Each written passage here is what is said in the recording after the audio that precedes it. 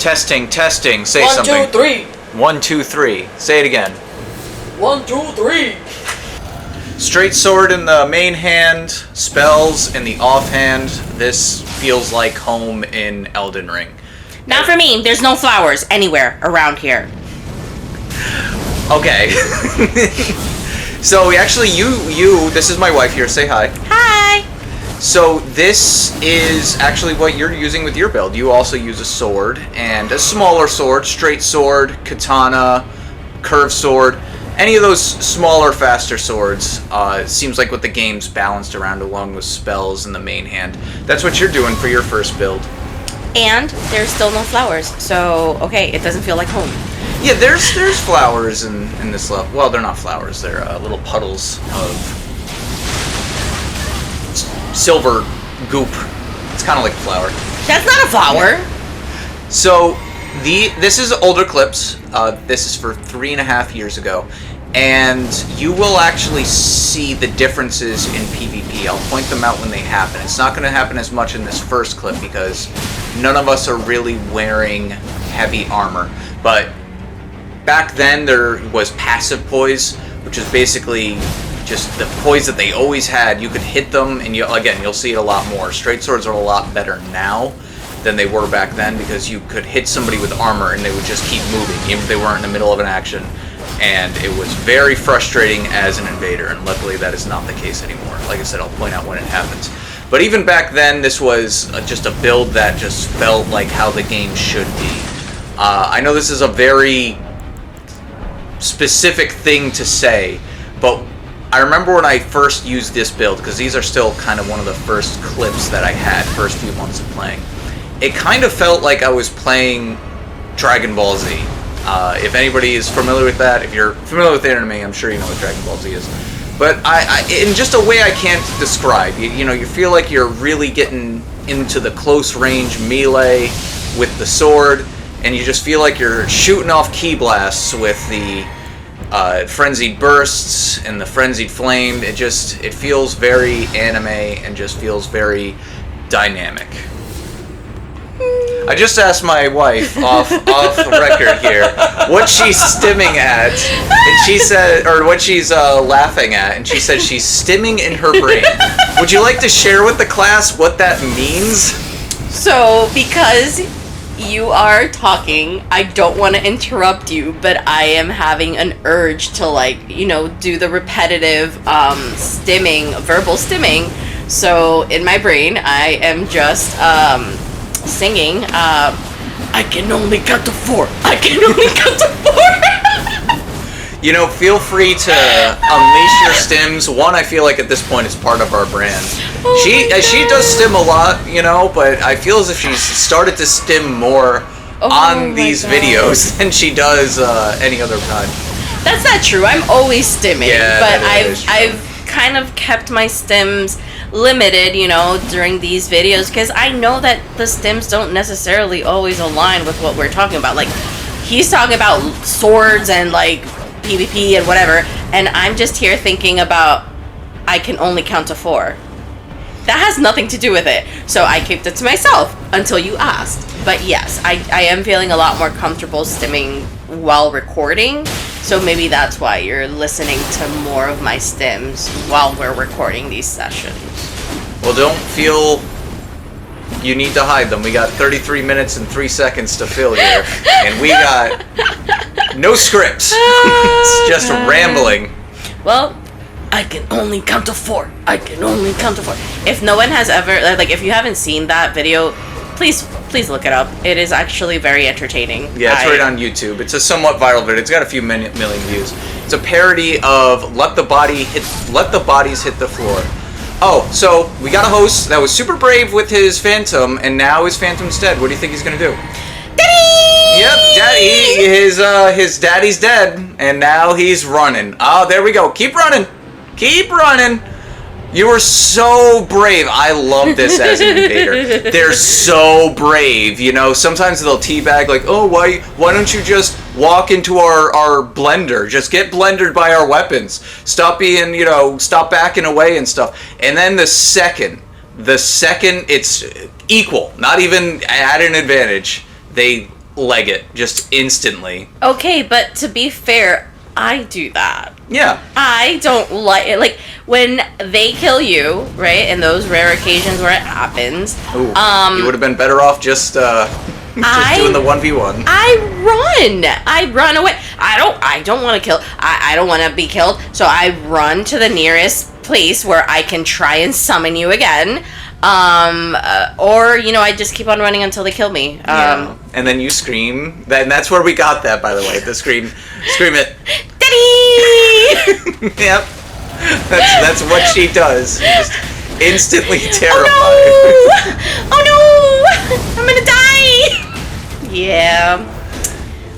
So I kind of walked into these guys' trap down here. You can't get back up once you get down here, so they knew that, and that's why they got me down here.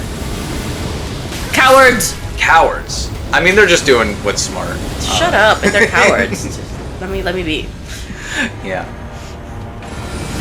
So looking back on these old clips, again, this is from 3.5 years ago, I get a little depressed because I'm better now, as I'm sure anybody who's been watching my videos would probably agree. They can see the old clips versus the new clips. But there's something, I used to be a lot more clever back in these days, and I don't know, it could be one of two things. Maybe years of trauma and drug use have melted my brain and it's finally catching up with my old age. 36, by the way. Or it could be that getting better at the game, perhaps I've become more on autopilot.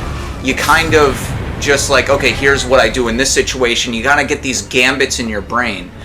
And if that's the case, then I gotta kind of deprogram myself. I'll show you some clever things I do in some of these clips that is just something I wouldn't do now during invasions. Now during invasions, I tend to be very stubborn, just try to stick with the same old strategy. I don't tend to hard swap, not that I enjoy hard swapping that much, but I don't switch to the jar cannon as much anymore as I used to. And I don't know, I hope that it's just that I've gotten used to the gambits and that I can just easily reprogram my brain to get back to that, because it's a much more fun play style to be strategic. Because, you know, there's a reason that I play this game instead of a fighting game, and I think there's a reason that we all play this instead of the arena. The arena's pretty much dead now because no one really likes doing the 1v1s. You don't necessarily want a fair fight. You want the chaoticness of invasions. I also think that there's a level of, like, just confidence that you've gained, right? You had to be clever, you had to be sneaky, you had to be able to quickly reach certain items and certain weapons because of your limited skills, right? Because you were still learning. I think that now you have acquired a level of confidence that you don't need all those like hard swaps, and you don't need all these cleverness, because now you know how to battle head on. Now you know how to do those amazing freaking what is it called, like the Sorry to cut you off, but that was an example right there with like the enemy blocking the view, and I used that opportunity to use Frenzy Burst. All right, sorry, go on. I just wanted to point out that example. So exactly that, you know, you don't necessarily have to use like the enemies and things, because now you have the skill set to just, you know, battle the opponent head on. You don't need all these extra strategies because you have acquired enough skills to just fight them. So right here is a perfect example. I'll show you when it comes up, but I just want to say, if you are wondering whether or not you should marry somebody, definitely get you a partner that will just stroke your ego. She spent, well, what is that, a minute and 30 seconds just stroking it? Just stroking my ego. You take that, wall. All right, watch this. This is something, it'll be coming up real soon. This is something that I straight up would never do now. And when I saw myself do it in this clip, look at that. Look at just circumnavigate, and they're surprised too. They're like, oh, they're expecting me to come through that door. We just got so stuck in that paradigm of, oh, I'm around the corner and they're just waiting for me. And, you know, if this happened to me now, I would have just thought, okay, how do I deal with corners? And so maybe it is, I just have these gambits that I go through in my brain, because now I know, like, okay, I'll maybe pop the poise thing, the what do you call it? The perfume. Or maybe I'll use Night Maiden's Mist, but, just doing that, hopping around that corner, really caught them off guard, and that's just something I won't do now. Let's hear my wife talk more about how great I am. You want me to stroke more? Stroke my ego more, yes. I don't know. Wow. And here I hyped you up. And I'm sorry, I hyped you for a whole minute. Yeah, you sure did. And I'm constantly hyping you up in these videos. That's true. So, yeah, no, not on command. So something I really wish that... So actually, upon looking back on these videos, this is one of my favorite spells. The Flame of Frenzy is one of my favorite spells. You see me use it a lot. But actually, like, looking back on footage, it's more of a fun spell. It's actually really not as good as I thought it was. And I'm not saying it's bad. It's definitely not bad. But I've noticed that it's just, it's got a lot of RNG. RNG is random number generator. It's gamer lingo, not specific to Souls games, meaning just kind of luck, like it's not consistent. I said that for my wife, but also I shouldn't assume that everybody who watches my videos is up on the lingo. But yeah, it's pretty inconsistent, and it doesn't really do all that much damage. It actually has more utility in against PvE, the game itself, against like the NPCs. It's funny that you clarified that, because when you said that, I thought that you were talking about the color orange, because it does look very orangey. RNG, orange? That's funny. RNG, that's very funny. That's very funny. And I actually do like this spell, especially when we have invaders, and I can't really do like a targeted spell towards them while you're fighting them. I like this spell. It is difficult for me to figure out like the right distance that I need to be from the invader or from the enemy, right, that we're battling. And I know that you're sometimes like, that did nothing, baby. That's not the spell, baby.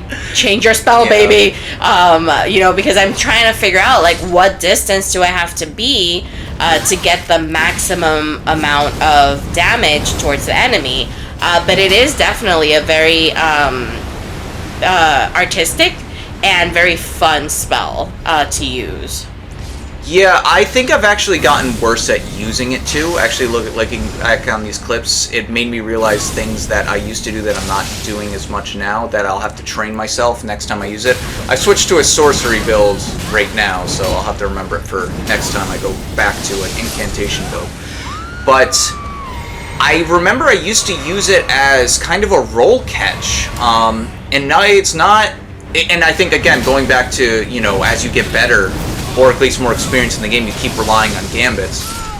It's not the best roll catch, but a lot of times in this game, you really got to mix up, because your opponent, and I've noticed people are doing this more and more, they will start to adapt to your playstyle, and I'm just being too stubborn and not changing it up. So maybe it's not the best, maybe it's not option A for roll catch, but maybe after I start roll catching them with, just doing chase downs with a weapon that's good at running R1s and running R2s, maybe once the opponent gets used to that, I'll then switch to using the Frenzy Flame for a little bit of a chase down. It's also a good wake up. Now, a wake up is once you get them on the ground, they got like invulnerability frames, such as after you backstab or riposte them. Once they are no longer an invulnerability flames, you got options that you're going to want to do, like just swinging R1. They're probably going to be able to time, even like a pretty beginner at the game can time a roll away from, you just spamming R1 on their wake up. Again, look at that, he got hit by the PvE. He got hit by the PvE's arrow. I love that. So you have options for the wake up. Once they no longer are invincible on the ground, what's called iframes, stands for invincibility frames. Frenzy Burst is a pretty good wake up. it's still not going to hit them like most of the time, but it's definitely that using that chaotic element of it, the RNG, you can maybe at least ping them for a few hits. And, you know, there's a lot of stuff in this game that definitely needs some tuning. Some stuff is overpowered, some stuff is underpowered. So maybe talking about a decent spell that could be a little bit better is kind of the wrong mentality. But I think what would make the Frenzy... The Flame? The Flame of Frenzy. The Flame of Frenzy spell better is if it did more madness build-up. Because you have Vikes, and that's like Vike's spear. I hate that weapon. I hate it so much. It's the only weapon in the game that has passive madness build-up, and it's pretty. And if you get build-up on madness, it was because of Vikes. So rarely do you get madness procs in PvP. Nice other carry. Than I love carry and retaliation. One of my favorite things to do in this game. And there it is again. Not very good, but I love doing it. But yeah, if you get if you have madness proxied, it's because of Vikes. And one, nerf that. So, that shouldn't be.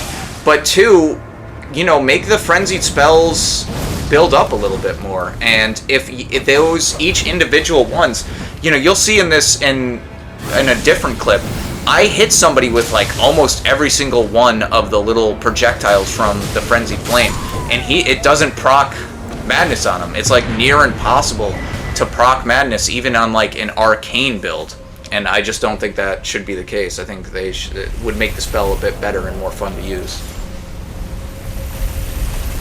So here's my wife's favorite thing in the world, the chariots. Oh my god, I hate those things. So you will see here, I actually switched. Oftentimes, if I have a weapon that can, you know, get multiple of them in the game, I will keep a second copy of something just to do that.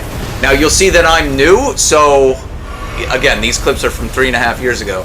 So you'll see I'm going to get juggled by these chariots more than I should. So missed the thing because I expected it not to stop there, and I really wanted to get in there with that spell, but he stopped me. So it stopped at the door before, and I was expecting it to, and this time it did not. Oh my god! A real comedy of errors going on here. But yeah, Raptor of the Mist, if you hate these chariots in PvE or PvP... Like I do. Yep, use the Raptor of the Mist, Ash of War. Just throw it on a weapon. I think you can use it on like every weapon in the game, if I'm not mistaken. Also, remember, it is not as easy as it looks. It is. No, it's not. It takes practice. It takes timing. And for me, I noticed after the fact that auditive cues were better than visual cues. But yeah, practice it. It is fun once you get the mechanism down and the timing down. But otherwise, it is freaking annoying. You died to the chariot. I died a million times. Oh no, I was saying the host died to the chariot. No, and I'm saying I died a million times too. Yeah. I get the sentiment. Yeah, I really got juggled by that chariot there. But once you get good at using Raptor of the Mist, get good. Get good. I'm sorry. Once you get good at Raptor of the Mist, it can be pretty fun in PvP. Because it's fairly well known, so I've had plenty of matches where it's just me and my opponent fighting in the middle of the path of the chariot, and we're both Raptor of the Misting and trying to time our attacks and windows around the chariot to try to make it so we're safe, but they get hit by the chariot. And like I said, these are things you're not going to see in a fighting game. These are things you're not going to see in Overwatch or whatever. I've never even played Overwatch, I don't know. But, you know, just games where you have like this sterile environment. That's what makes these games fun, is it's just so chaotic. Honestly, I don't even think they should even have arenas. They always add them. People play with them around for about, I don't know, 3 to 6 months after they add them with an update, because they never add them right away. Since they've been doing that since Dark Souls 1, they always add them later. And yet nobody plays them for a reason. I can't remember the last time I've done an arena fight, because it's just this is not a fighting game. It sounds horrible if I'm being honest. Yeah. Maybe if they made the arena fun. You know, I was actually thinking about this. You know, ADHD. You always have like, at least me. I live in my own little world. How would I make certain games better? I would like to see if they're gonna have an arena. It would be interesting if it made it so there was enemies in there, and you. Ooh. Yeah, and a gladiator style. Yeah. I like that. Yeah. I wouldn't do it, but I'd love to see it. Yeah, so that you're both then fighting PvE at the same time, and maybe even add like other chaotic elements like make traps and stuff. Yeah, traps, but also make it so like have it to where other people can like invade halfway through your match, and you both get like a teammate. So now all of a sudden it becomes a 2v2. That'd be pretty interesting. That would be. Yeah. I also think something that would make these games a lot better, and I really don't think they're going to do this because since Dark Souls 3, it seems like they really are trying to move away from the PvP elements of these games. I mean, Sekiro didn't even have any co-op or PvP. So it seems like they're really more interested on the PvE side, and so I doubt they'll implement something like this. But I think that these games should be about 50-50, and rather than the 75-25 they got now. And I think it would be cool if, like, between levels, you were forced into PvP. So, like, let's say you enter a new... Don't do it super often, but let's say after big events, like, I don't know, the first time you enter... Stormvale, is that what that's called? The castle, the first level, the first legacy dungeon? First time, or the first time you enter the capital. Both of those. If you were placed into, like, that setting that I just said, like, in order to get past it, you need to enter this pocket dimension where you need to just have a PvP match. Baby? Yeah.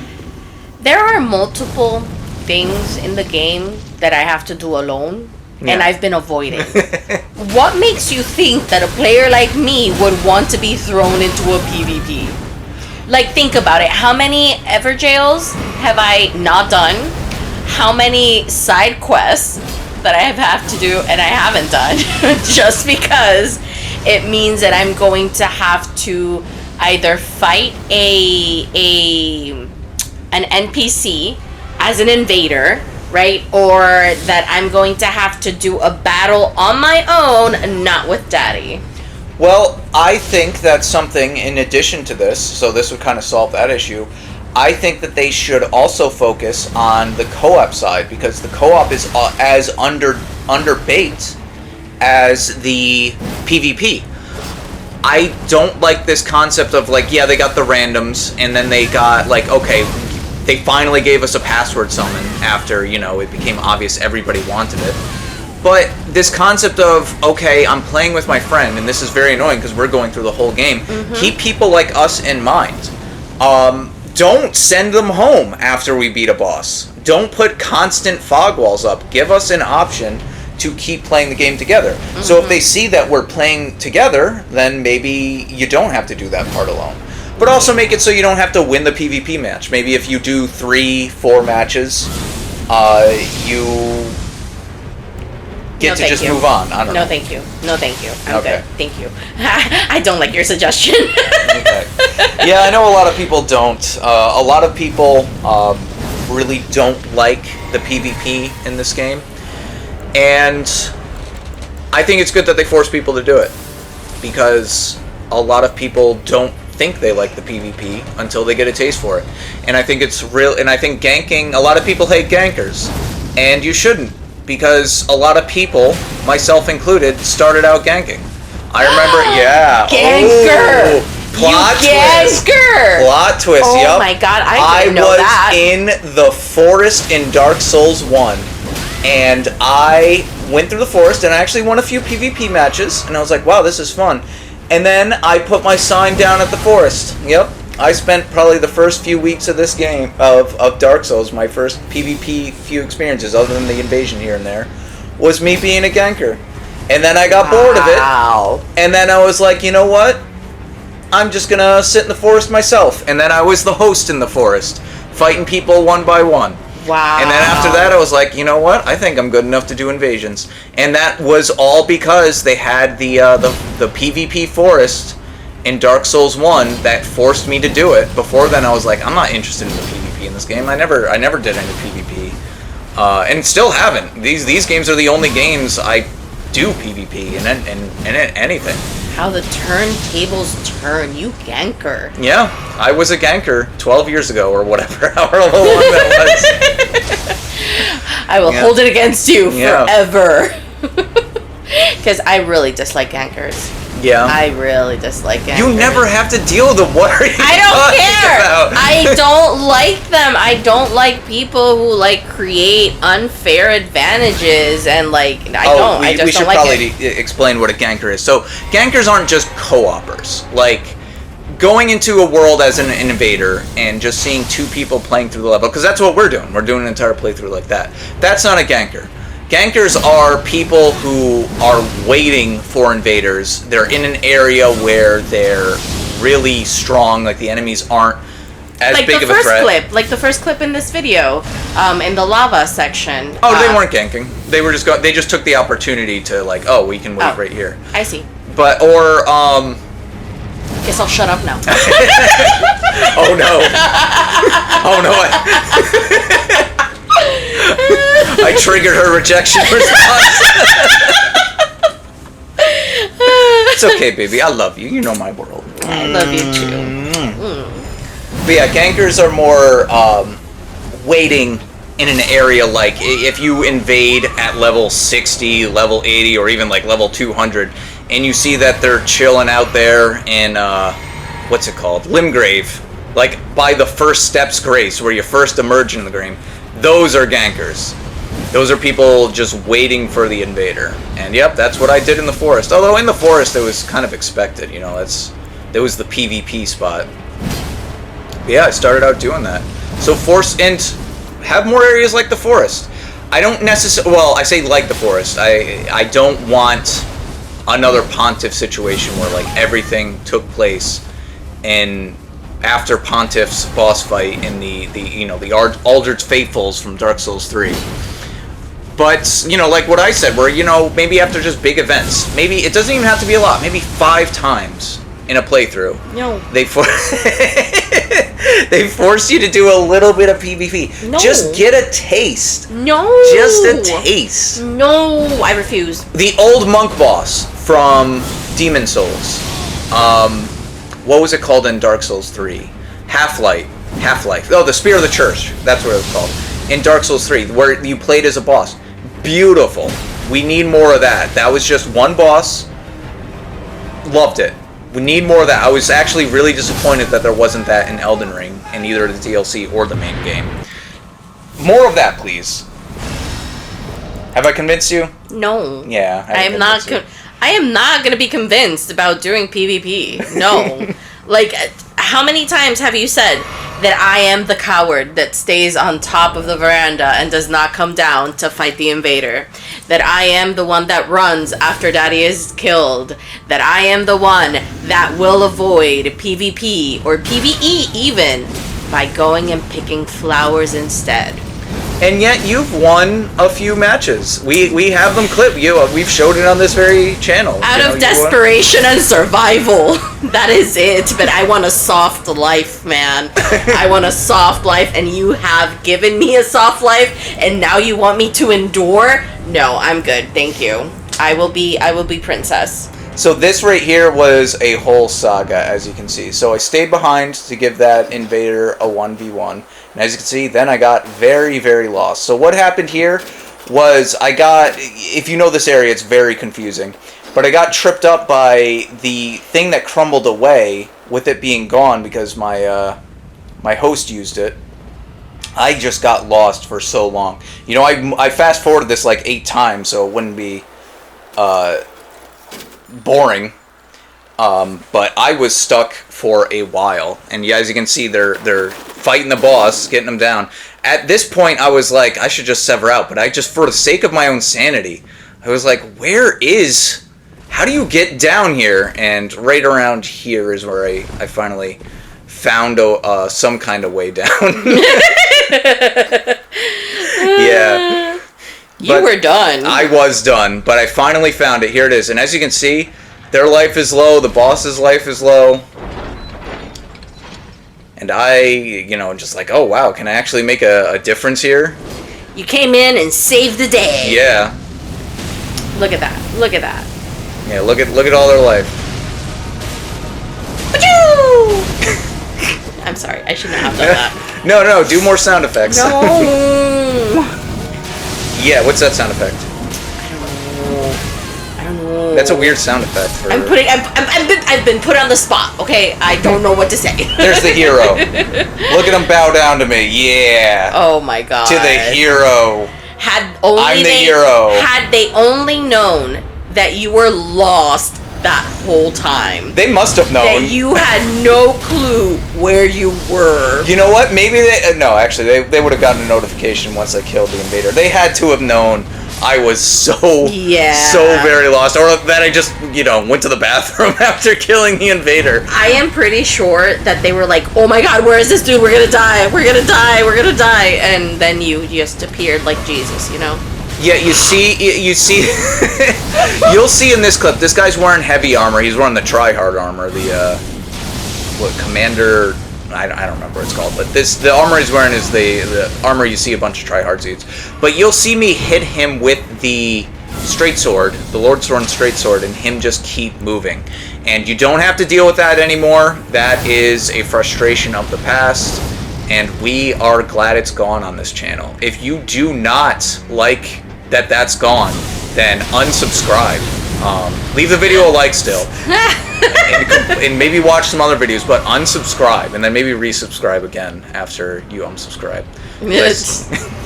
Maybe I can change your opinion. Maybe I can make you see the light, that poise, the passive poise that this game was for the first few years, or year or two, was bad, and that the game is just plain better with it gone. If you agree, like and subscribe. If you disagree, like and subscribe. There we go. How often do you see invaders being able to do the gank? Not something you see very often. You need like a special thing for that, right? Yes, he activated Taunter's Tongue. I see. Yeah.